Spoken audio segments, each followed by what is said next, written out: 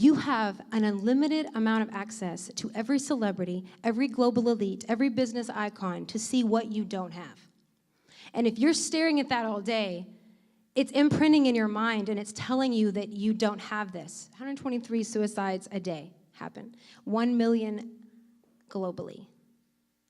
And you guys know a lot of things that are affecting you of like, man, it's interesting. Like, I was fine until I was looking at stuff online, and then now I feel like crap. And it's those little triggers that you're like, wow, this is really doing something to me, and it's taking time away from my family. And so in this digital world, we have to create a space for us to relax and rest. There's something called non-spaces that are happening, and non-spaces are airports, they're highways, they're hotels, and they're your phones. They're all places where there's no relationship, no history, no identity. And we are escaping to our non-place because we feel like we are so overwhelmed and stressed by life that we need to escape to non-place. But the problem is that the non-place is actually where you find all of your trauma and all of the stresses of the world that are bombarding you. Because we go to our phones to escape, and we're looking through, and it's actually telling us what we need to wear.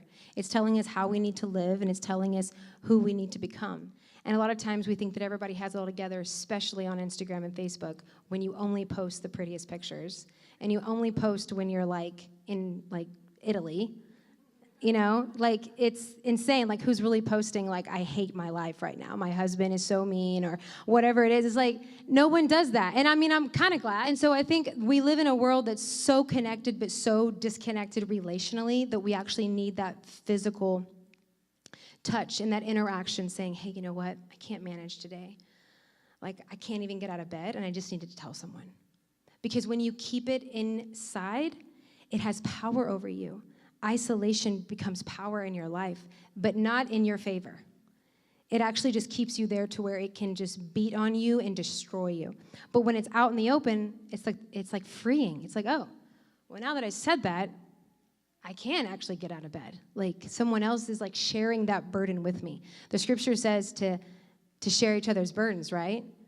Doesn't it say that? It says to confess your sins one to another so you'll be healed. And we forget that part because we're just like, we don't even talk to our neighbors anymore. We don't really have a lot of interaction because we'll just check up with them on Facebook, or we'll check with them later.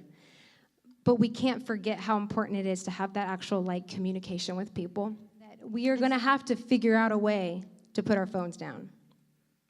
And with you making an agreement in your mind that you are not going to enter into that place, because a lot of times social media will bring feelings of insecurity, and it will make you feel like you're not good enough. You know, growing up, I thought the word of the Bible was just for like older people. Like, that older people do that. Like, the preachers do that, and the pastors.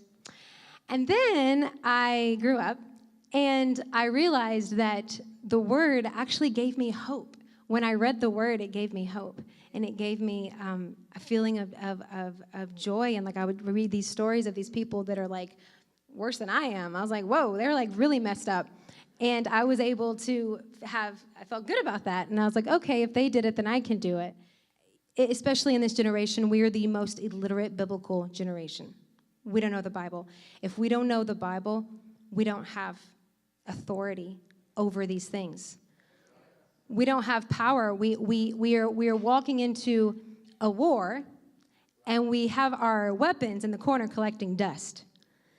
And that is what we are walking into. I was on a jog 5 years ago and feeling so down because I was comparing myself to everyone else, and I should be further in my life than I am right now. It's what everyone feels. Man, I'm hitting this age, and it's like I should have already done this, that, and the other. And God spoke to me, and he said, what you have with me, your relationship with me, you get to talk to the creator God of the universe. There's no greater success. You can't buy that. It's priceless. Truly, it's priceless. So anything that you get on top of that, that's just cherries. America has told us what to believe. We've bought into the American dream, the white picket fence, the house, the 2 kids, and you have to have so much to be happy. But that's the lie. The truth is that we're already successful.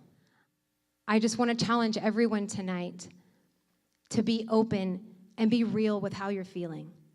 And if you know someone that is struggling, if you know someone that they just look down, like it doesn't take a scientist or doctor to see a lot of people are depressed. And for you not to reach out, it's really sad because that could have saved their life. Like literally just your hand on their shoulder saying, hey, are you okay? I'm here for you. It's so simple. You don't have to be a super socialite to do that. And reaching out is what I really want to get out to everyone is to be transparent and be non-judgmental. Just listen. Everyone should have got a program tonight, and there's some warning signs of suicide and warning signs of depression, anxiety, and ways that you can address it and help. You can start the conversation, and you can say, hey, are you okay? And be non-judgmental. Listen. Don't tell them how they should feel, because you don't feel that.